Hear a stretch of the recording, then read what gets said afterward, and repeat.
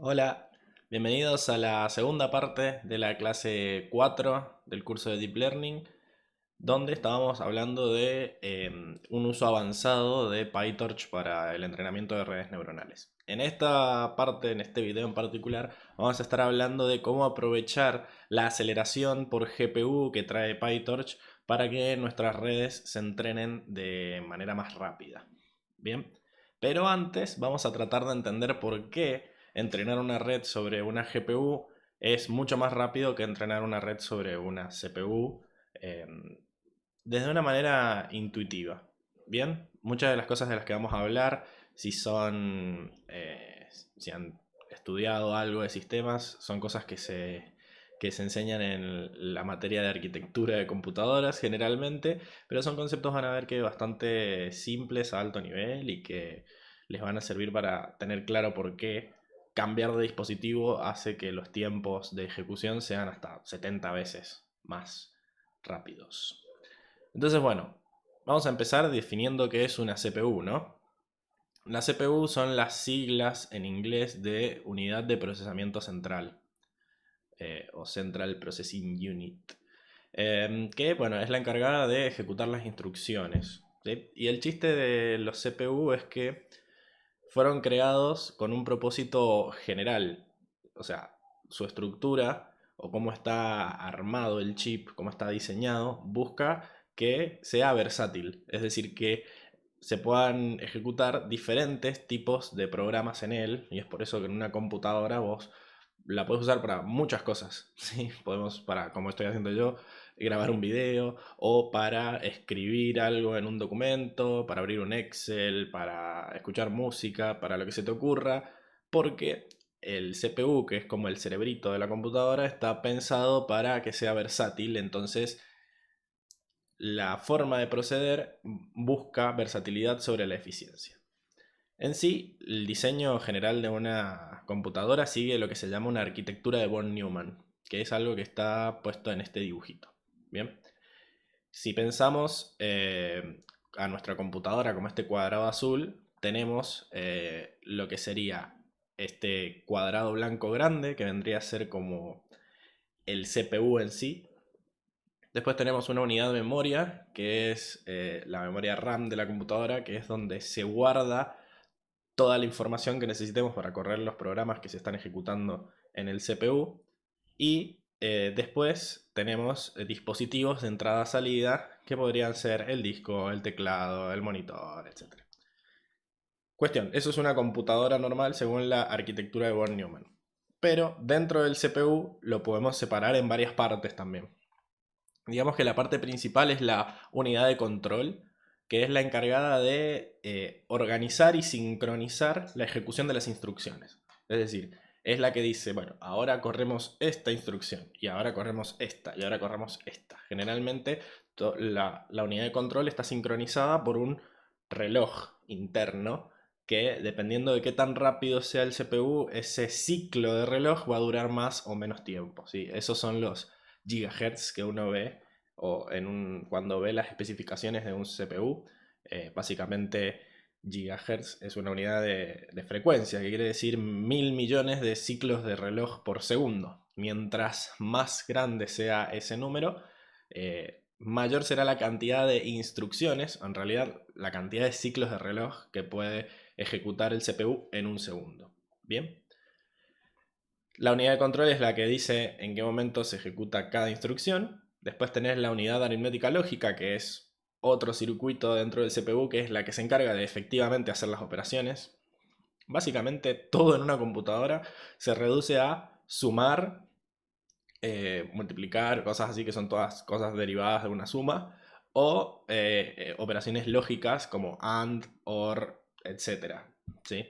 Entonces, básicamente todo lo que se puede hacer en una computadora, a la larga, termina siendo eh, descompuesto en muchas operaciones de estas de aritméticas lógicas, ¿sí? Así que básicamente la unidad aritmética lógica es la que lleva a cabo estas cuentas. Y por último tenemos unos registros que son pequeños pedacitos de memoria que están dentro del procesador, que es donde se guardan los datos que estamos usando ahora mismo. Es decir, son los datos que va a necesitar la unidad aritmética lógica, los va a ir a buscar a los registros. Generalmente, para ejecutar una instrucción, hay todo un proceso de ir a buscar esos datos a la memoria, o incluso a veces hay que irlo a buscar al disco, que es aún más lento, pero en cuestión, para que la unidad aritmética lógica, la ALU, ¿no? Por Arithmetic Logic Unit, para que la ALU ejecute sus operaciones, los datos tienen que estar en los registros.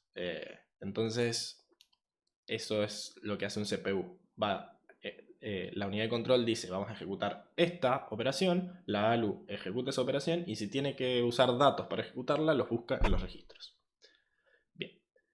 Y lo importante es que esta arquitectura nos permite ejecutar una serie de instrucciones. Los conjuntos de instrucciones son las cosas que están programadas a nivel de hardware en el CPU. Es decir, son las cosas que puede hacer una computadora. La computadora puede sumar, puede operar a nivel de lógico. Vamos a ir viendo las distintas operaciones que puede tener un conjunto de instrucciones y básicamente, generalmente, la mayoría de estas instrucciones se ejecutan en un ciclo de reloj. Entonces, cada una de estas instrucciones se va a ejecutar en un ciclo de estos que marca la unidad de control. Hay muchos tipos de operaciones. Operaciones, por ejemplo, de transferencias de datos. Básicamente, copian datos de un origen a un destino. Es decir, van y buscan datos de memoria y los ponen en el registro, ¿no? En un registro A, ponele. Después copian otro dato y lo ponen en un registro B. Y una vez que ya hice esas dos instrucciones, recién ahí las puedo sumar, que sería una tercera instrucción. ¿Ok? La de suma, por ejemplo, es una instrucción de la segunda categoría, que son instrucciones lógicas y aritméticas. Es decir, bueno, suma A y B. Esa es otra instrucción. Bien. Después tenemos instrucciones de comparación, que es decir, fíjate A y B, ¿quién es más grande? Generalmente esa operación también es una suma encubierta o una resta, ¿no? Si yo quiero saber quién es más grande de A y B, en realidad la pregunta ¿es A más grande que B? Bueno, a A le resto B, y si el resultado es mayor que 0, efectivamente es más grande, ¿no? Entonces, esos resultados, generalmente, si es un resultado numérico, se guardan en otro registro, y si es un resultado lógico, se guardan en lo que se llaman flags, ¿no? Entonces, si yo comparo, el resultado es un sí o un no, que lo va a guardar en una banderita que es un bit, que también está guardado en una, en una ubicación muy específica del procesador. Entonces, básicamente, yo cuando le digo compara A y B, después el resultado lo tengo que ir a buscarlo en ese bit. Si ese bit es 1, probablemente A es mayor o viceversa. No importa. Lo importante es que sepas cuál es el código y después vayas y lo mires. Las instrucciones lógicas y aritméticas generalmente cambian los flags. Entonces, una comparación en realidad es muy parecida a una aritmética. Después, tenemos instrucciones de control, que son los tan famosos if, ¿verdad? Entonces, si tal bandera está prendida, saltea a la línea 82, ponele. O anda a buscar la instrucción tanto. Pero si está apagada, anda a buscar la instrucción tanta. Como las que permiten seguir el flujo de control del programa, también son instrucciones, técnicamente, y se basan mucho en el valor de las banderas. Bien. Y por último tenemos las instrucciones de entrada y salida, que son parecidas a las de transferencia de datos, pero el origen o el destino vienen de otro dispositivo de afuera. Por ejemplo, cuando nosotros escribimos algo por teclado, hay una instrucción que va a buscar lo que dijo el teclado y lo trae y lo guarda en un registro.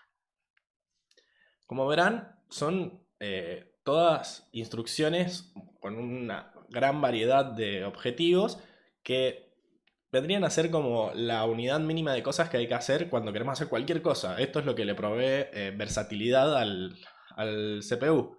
O sea, son cosas tan básicas lo que puede hacer que ir uniendo estas instrucciones una tras de la otra es lo que permite hacer todo esto. Fíjense que uno cuando programa no está a tan bajo nivel, digamos. Generalmente hay alguien que se encarga de mi punto zoom que hago en Python, tiene un montón de estas, digamos, operaciones a bajo nivel embebidas dentro de ese zoom. Entonces, siempre hay alguien, un programa, un compilador o un intérprete, dependiendo del tipo de lenguaje, que se encarga de traducir esas instrucciones en Python, que es un lenguaje de alto nivel, a instrucciones de máquina, que son estas conjuntos de instrucciones de CPU. Bien. Cuestión, que, por ejemplo, esto quiere decir que al estar pensado en la versatilidad, un montón de operaciones que hacemos mucho en Deep Learning se van a ejecutar en varias instrucciones, ¿no? Por ejemplo, acá vamos a hablar de la función ReLU. La función ReLU es nuestra función de activación favorita y siempre que hacemos una capa densa, después ponemos una ReLU. Entonces es algo que se va a hacer muchas veces en el entrenamiento. Estaría bueno tratar de reducir la cantidad de tiempo que se tarda hacer cada ReLU si la voy a tener que hacer millones de veces en un entrenamiento. Fíjense que con las operaciones que hemos planteado, hacer una ReLU es leer el valor de entrada de la memoria. Por ejemplo, entra un 3.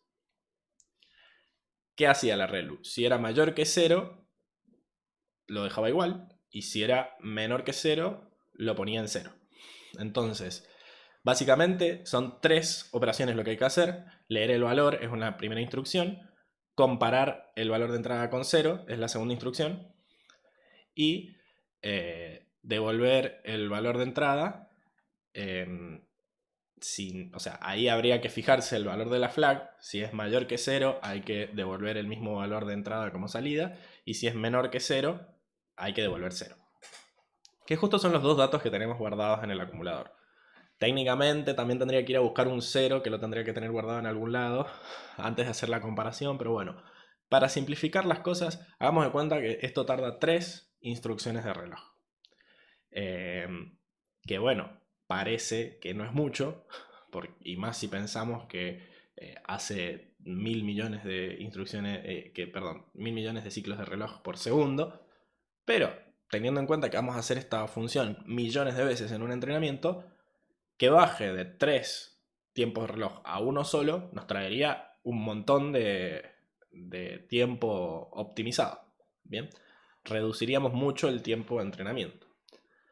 La única forma de hacer eso es rediseñar mi circuito, ¿no? Rediseñar mi CPU. El CPU, como está planteado ahora, para ser versátil y hacer lo que sea, no es eficiente a la hora de calcular ReLUs porque no estaba pensado desde un momento para que sea rápido calculando ReLUs.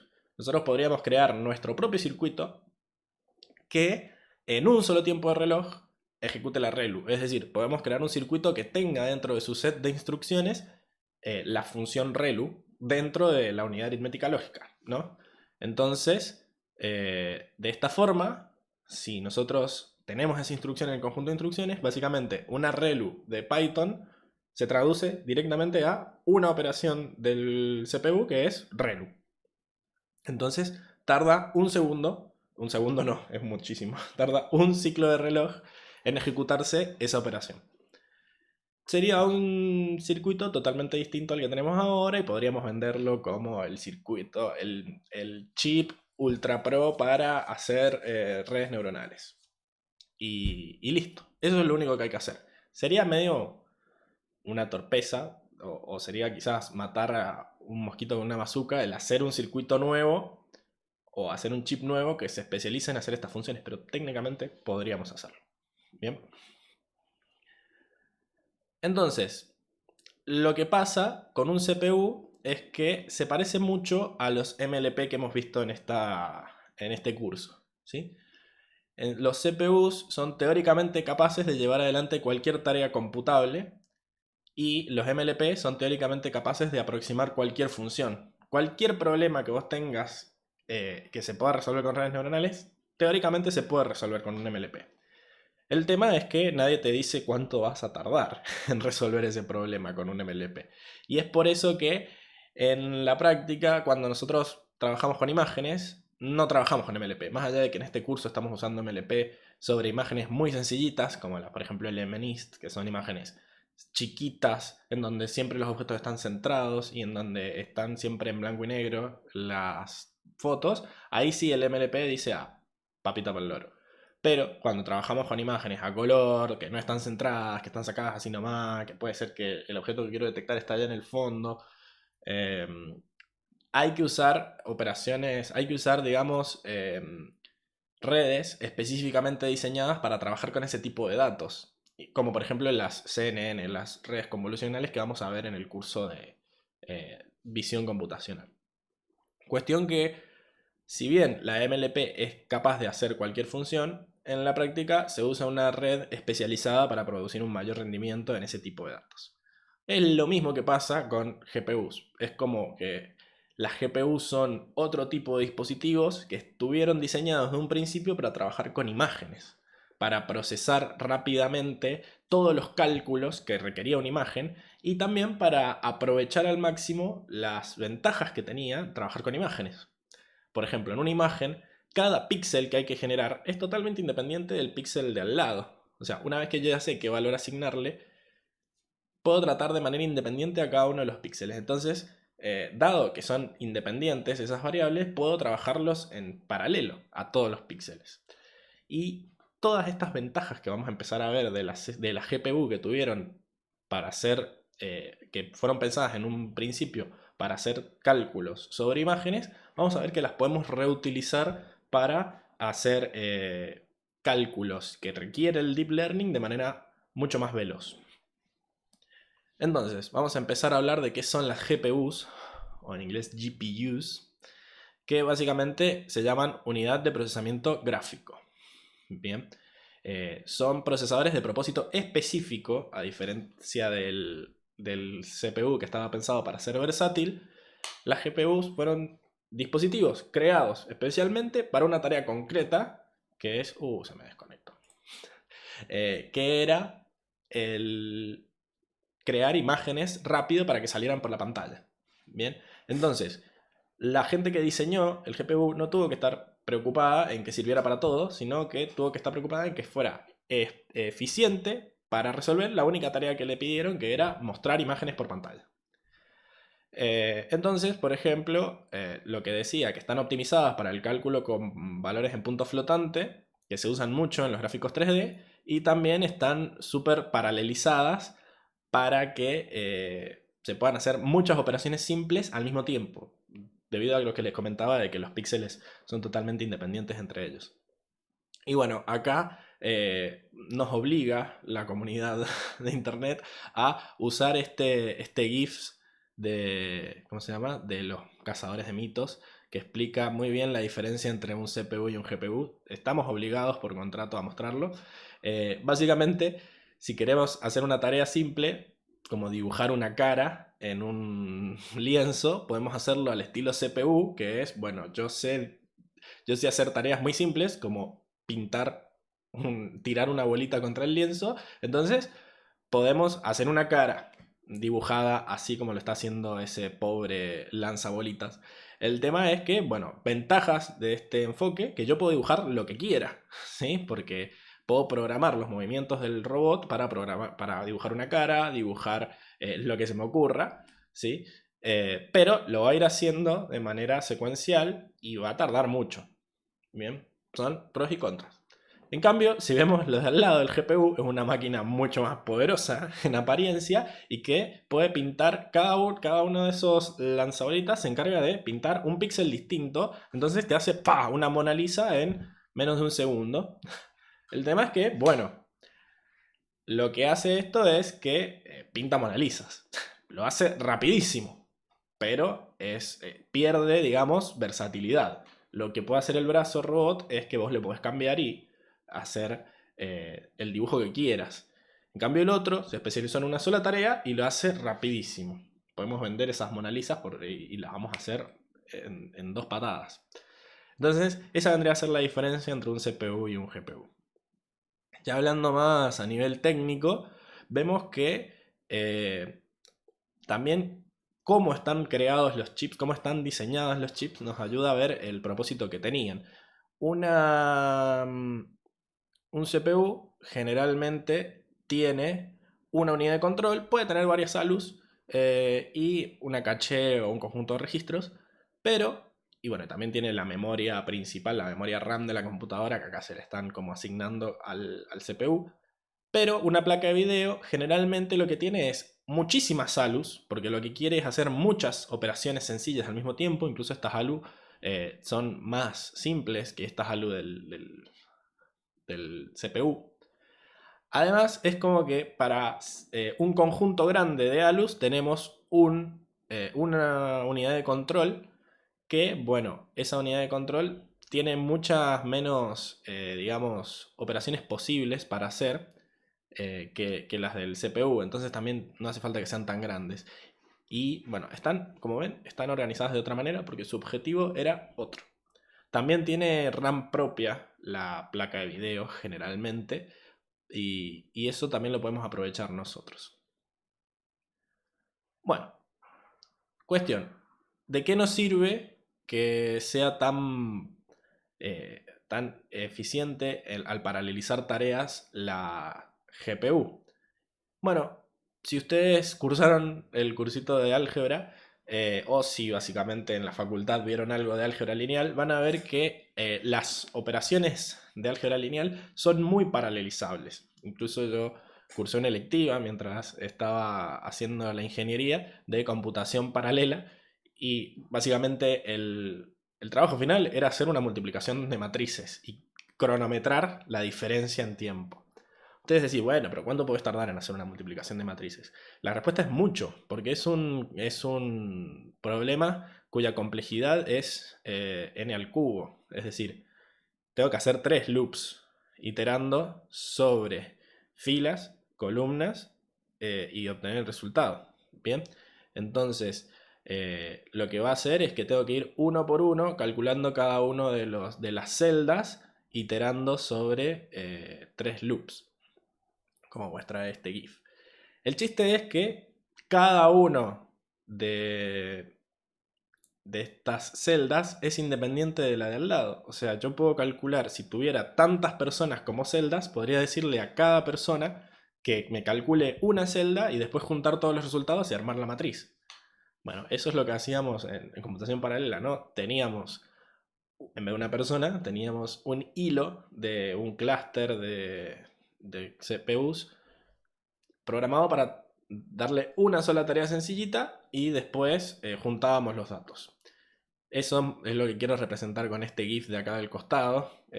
Si bien no es exactamente así lo que hacíamos, pero para que vean que se puede paralelizar mucho esta tarea.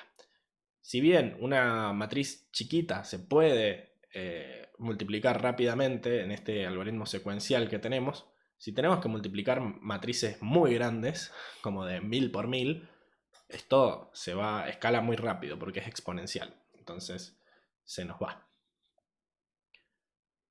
Bueno, como decíamos antes, el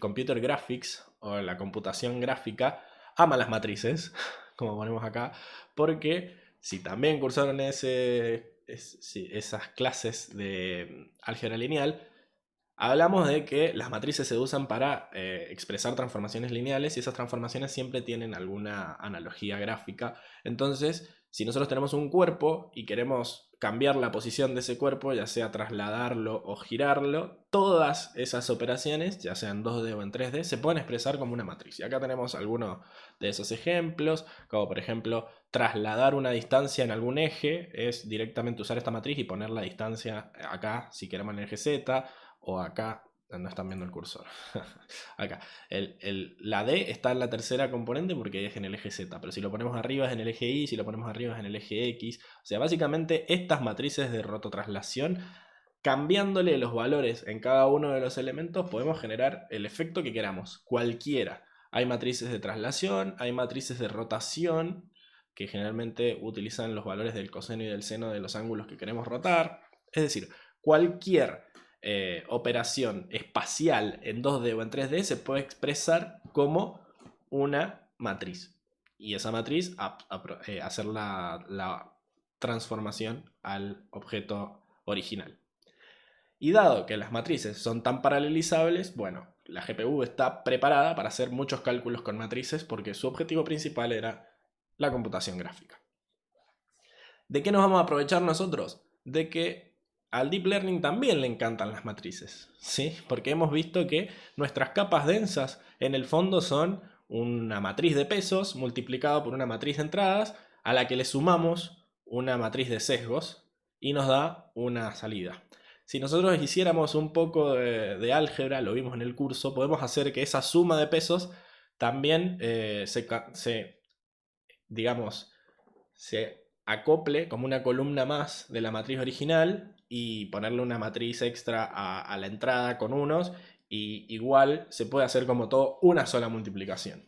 Entonces, si el entrenamiento de las redes, o por lo menos la aplicación de estas capas densas, es algo efectivamente lineal, podemos aprovechar, digamos, esta facilidad que tienen las GPUs para calcular operaciones con matrices para que nuestra aplicación de las capas sea mucho más rápida, sin la necesidad de hacer lo que habíamos planteado antes de generar nuestro super procesador que se encargue de hacer exactamente las operaciones que hace el Deep Learning, ¿no? Podemos aprovechar este dispositivo que ya existe, que ha llevado años de perfeccionamiento, porque las operaciones que usan son las mismas que necesitamos.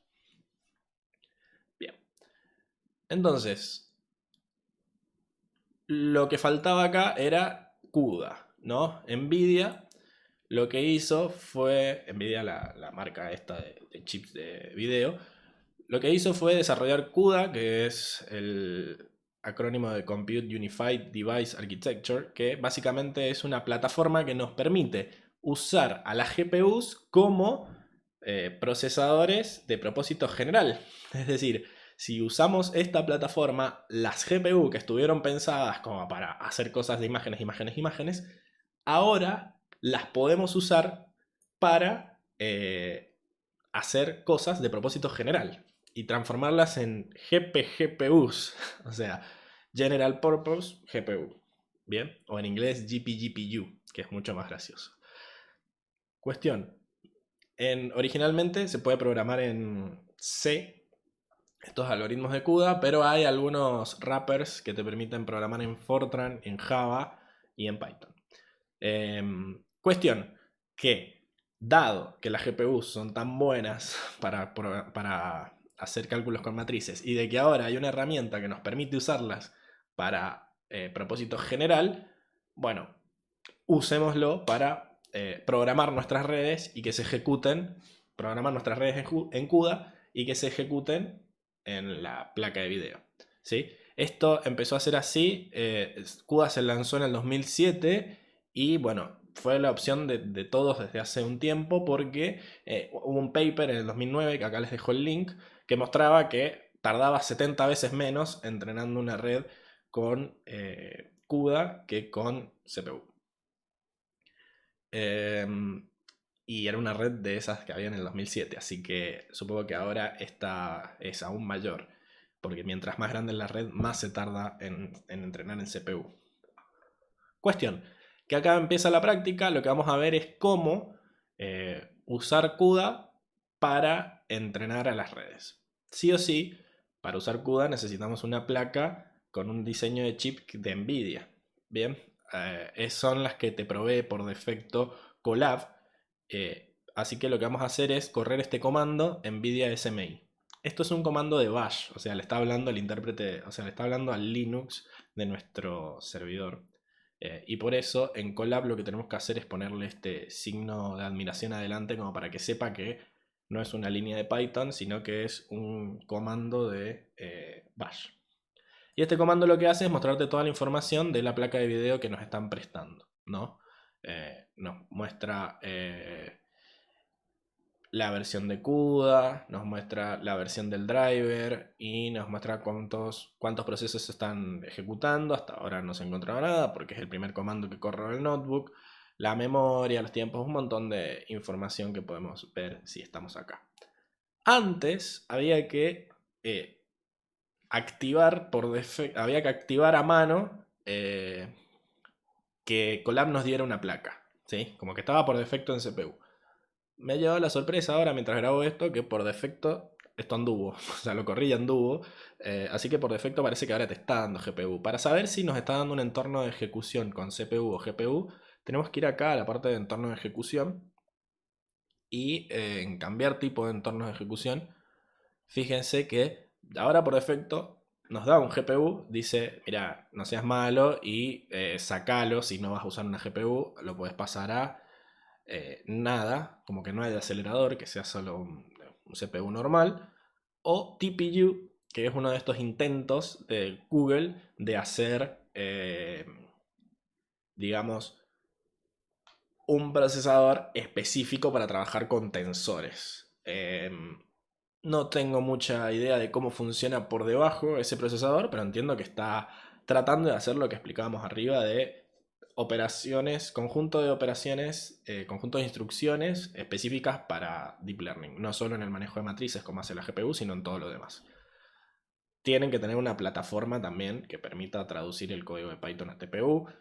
No tengo mucha idea, por las dudas dejemos el GPU acá y listo. Y bueno, sean amables, colaboren con el medio ambiente y con el aprovechamiento de los recursos. Si no están usando GPU, ahora tienen que ir a mano a desactivarlo. Pero bueno, cuestión que lo vamos a dejar como estaba.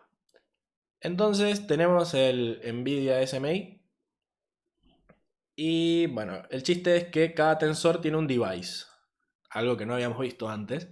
Habíamos visto que un tensor tiene su valor y también tenía un atributo grad, que era el que guardaba el gradiente. Bueno, ahora vemos que también tiene un atributo device que dice en qué dispositivo se va a ejecutar qué dispositivo se va a almacenar, y eso va a hacer que cada vez que nosotros operemos con ese tensor, se guarde el resultado en el mismo device en el que está la entrada. Bien. Estos atributos device generalmente aceptan como valor un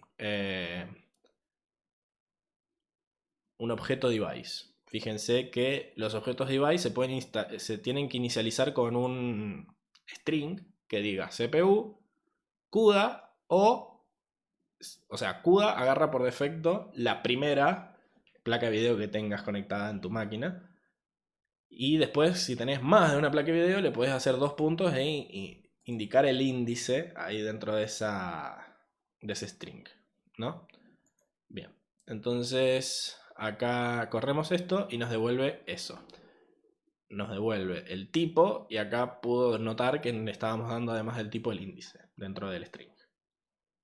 Si queremos saber cuántas GPU tenemos disponibles, podemos usar esto, Torch CUDA Device Count, que nos dice cuántas tenemos. En este caso, Google es bueno, pero tampoco tanto, y nos dice una.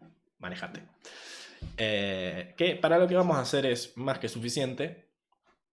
Pero bueno, uno diría, bueno, pero yo sé cuántas GPU tengo en mi máquina. Sí, pero está bueno tener una forma de que el programa se dé cuenta para tratar de escribir código reproducible en otras máquinas.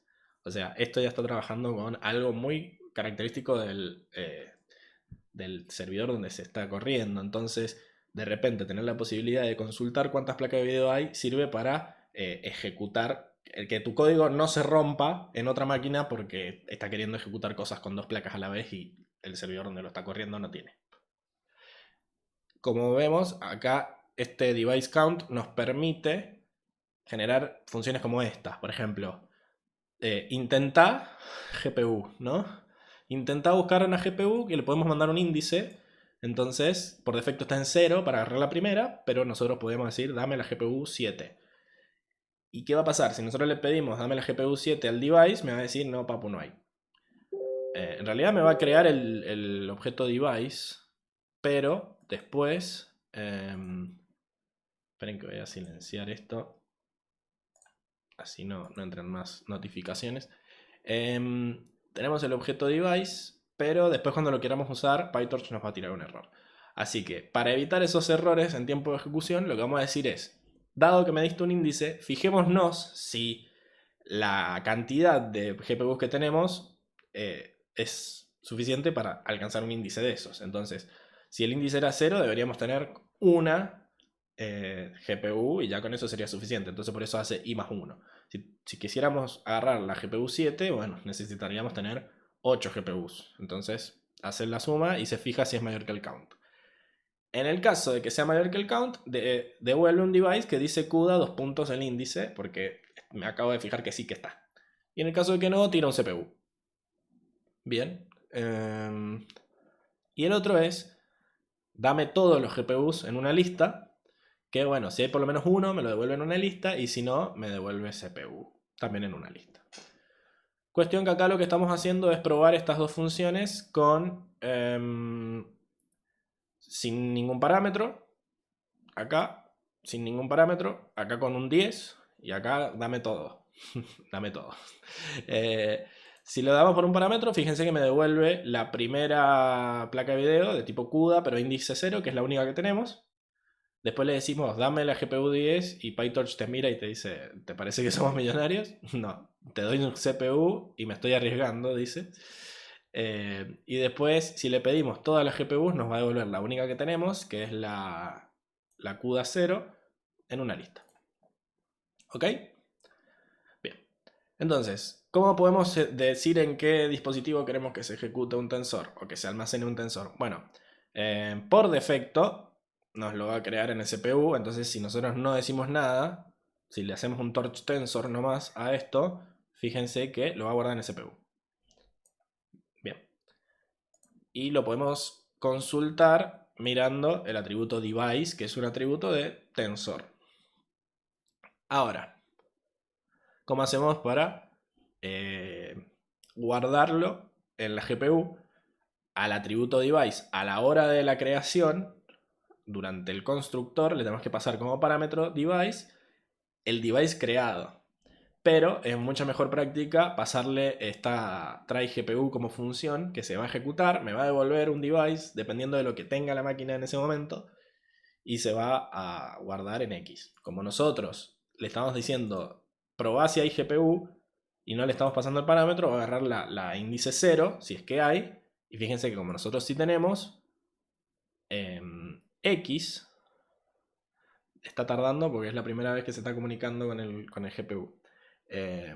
Como tenemos X, bueno, es un tensor de unos, pero me está mostrando que el device es distinto del CPU. Fíjense que PyTorch me muestra cosas cuando se salen de lo por defecto, cosa de no dejar todo una cosa tan fea en el print.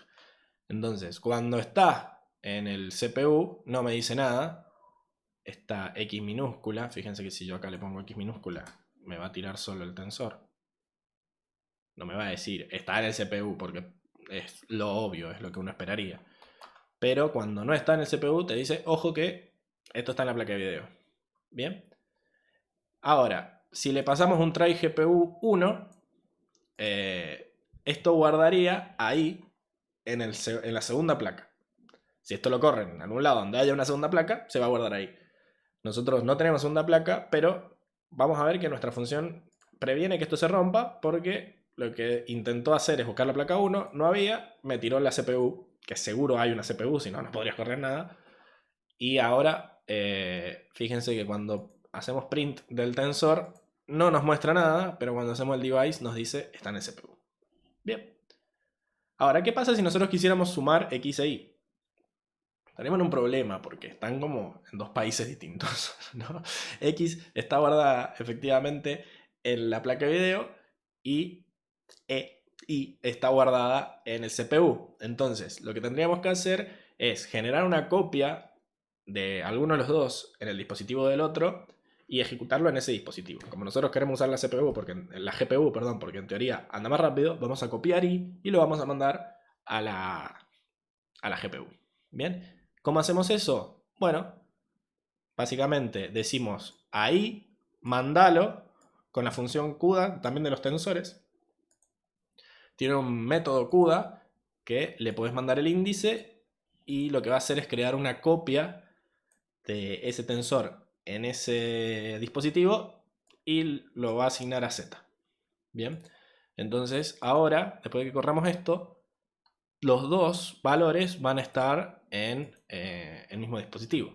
Bien, ahora hay que acordarnos de que hay que sumar Z con X, no Y con X. Podríamos también haber sobrescrito el link, la variable, pero bueno, tengan cuidado de que hay que sumar los dos valores, ¿sí? Incluso podemos hacer un if, si los dos, o sea, podemos verificar si los dos están en el mismo dispositivo antes de hacer la suma por código también, porque tenemos el atributo device. Pero bueno, cuestión que podemos sumar x más z, va a devolvernos la salida, y la salida, el tensor ese, también tiene un device que es el mismo en el que estaban los dos operandos. Ahora, ¿qué pasa si queremos hacer un zCUDA 0? O sea, dijimos que CUDA crea una copia en ese dispositivo, pero en este caso Z ya está en ese dispositivo. ¿Qué va a hacer? ¿Me va a generar una copia? No, CUDA es lo suficientemente inteligente, el método CUDA es lo suficientemente inteligente como para decir, si este ya está en el dispositivo que me está diciendo que lo mande, no voy a crear una copia al pedo. Y lo podemos hacer con el is, que me está diciendo, la copia que lo que me devuelve zCUDA 0 es igual a Z, me dice, sí, listo. Estamos. Y ya con eso podemos ejecutar operaciones en GPU. ¿Por qué? Porque estamos usando el PyTorch versión CUDA y hay que tener cuidado de usar el CUDA de la misma generación de tu placa de video. No sé si eso estaba en algún lado. Acá. ¿Sí? O sea, nosotros acá estamos usando la versión Torch CUDA que está instalada en este entorno de ejecución, porque este entorno de ejecución tiene GPU. Si vos tuvieras la versión Torch de CPU, deberías desinstalarla e instalar la versión Torch de GPU, que generalmente tiene este nombre, Torch Q, y el número de la versión de CUDA. Por ejemplo, acá, si es CUDA 10.0, es Torch Q100. Nosotros en este notebook, en este servidor, tenemos versión 11.2, entonces debería ser Torch Q 112. Cuestión que, si ustedes quieren trabajar en local porque les gusta, van a tener que hacer todo este quilombo de instalar primero CUDA si no lo tienen instalado, y segundo, tienen que instalar el Torch que va con CUDA, que los nombres de los métodos son exactamente iguales, pero van a tener todo esto de trabajar con el device. Ok. Bueno, y por último, ya con eso ya pueden mandarle toda la GPU y que haga las operaciones ahí. Pero bueno, hay que tener cuidado de que todos estos CUDA 0 están haciendo una copia entre dos dispositivos que, como decimos, están muy lejos a nivel tiempo de CPU. Entonces, hay que usarlo de manera inteligente. Si yo estoy copiando de a uno los datos que quiero usar dentro de un for, los copio, los paso a la GPU y en la GPU hago la ejecución, la verdad que lo que me estoy ahorrando en que la GPU, que es más rápida, me lo calcule, lo estoy perdiendo en todo ese pasaje de datos al pedo a la GPU. ¿Sí? Tengo que hacerlo de manera eficiente sabiendo que el traslado de los datos es más costoso que el cómputo en sí. Entonces, si yo voy a hacer muchas ejecuciones que sé que la GPU las hace mucho más rápido, tengo que pasar todos esos datos en un lote al principio y tratar de no hacer copias en el medio. A veces uno dice, bueno, listo, no hago copias. Pero cuando está llamando a algunos métodos, esos métodos sí o sí corren en el CPU y hay que hacer la copia por defecto. Entonces cuando hacemos un print, la estamos cagando porque estamos haciendo todo lo que se está ejecutando en el GPU. Cuando hacemos un print, lo que está haciendo es hacer una copia por defecto de vuelta al CPU y eso está haciendo que pierdas tiempo de ejecución. Entonces se recomienda que si algo está ejecutándose en CUDA, no hagas print ahí, sino que cuando termine todo, haces la copia del CPU y ahí haces el print o qué sé yo, lo pasas a NumPy o cosas así que por defecto no trabajan con la GPU. Así que hay que tener cuidado de lo que se ahorra en hacer el cálculo de GPU, que encima es mucho más caro si lo estás contratando, no se pierda en el traslado innecesario de variables. Bien. Ahora, las redes neuronales también se puede mandar toda la red a un device. Bien. Los módulos que vimos en la parte anterior de la clase, los bloques de NN-Module, también tienen un método to que los manda a el device que nosotros querramos. Bien, entonces podemos ejecutar esto. Vamos a crear una capa lineal de una neurona, ¿sí? Para regresión. Y si nosotros le pasamos X a la red, la salida se guarda en CUDA porque el X estaba en CUDA. ¿Ok? Y si yo mando la red a CUDA, lo que se hace es que los parámetros se guardan ahí. Es decir, ¿qué va a hacer la entrada? Se va a operar con los parámetros de la red. Entonces, si la entrada está en CUDA, los parámetros tienen que estar en CUDA. Ahora, si la red está en CUDA y la entrada está en el CPU, no va a andar. Así que hay que pasarlo primero a CUDA y ahí hacer la ejecución. ¿Sí?